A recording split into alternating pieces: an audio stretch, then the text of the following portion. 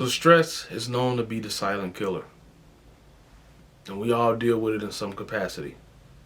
Sometimes stress can actually lead to hypertension, which can then lead to a heart attack. Stress can also increase your risk of diabetes. Stress, sadly say, can also increase your risk of cancer. Stress is something that, if you do not manage it, it can really take its toll on your overall life. Stress can impact friendships. It can impact you in social gatherings. It can impact your work environment. So let's just talk about some ways to deal with stress so that when it does come, you know how to handle it in a different manner. So let's talk about time management. Let's start there. So managing your time is very important. And what I mean by managing your time, I mean by putting things in your calendar. If somebody asks you if you can hang out this weekend, tell them, let me check first before you commit. Give yourself that 5 to 10 seconds to think about it, and also that 5 to 10 seconds to review if you have anything in your schedule. That way you won't overbook.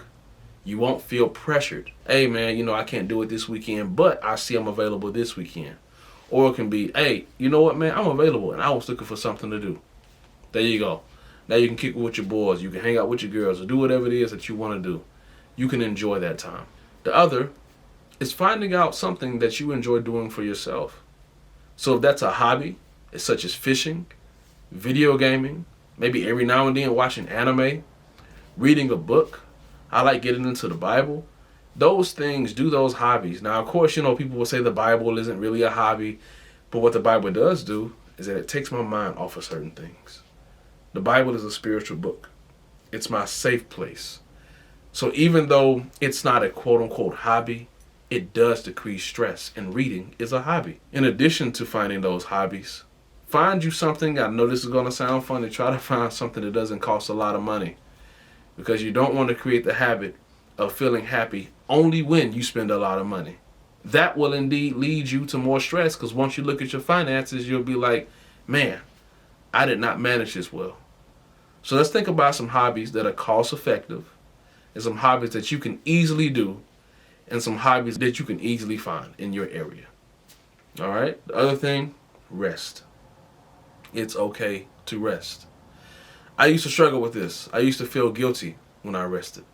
Some days I would come in and I want to take a nap, and I wouldn't take a nap because I would be like, well, that's something I need to be doing. And that would actually stress me out more. I should have just taken a nap. There's nothing wrong with that.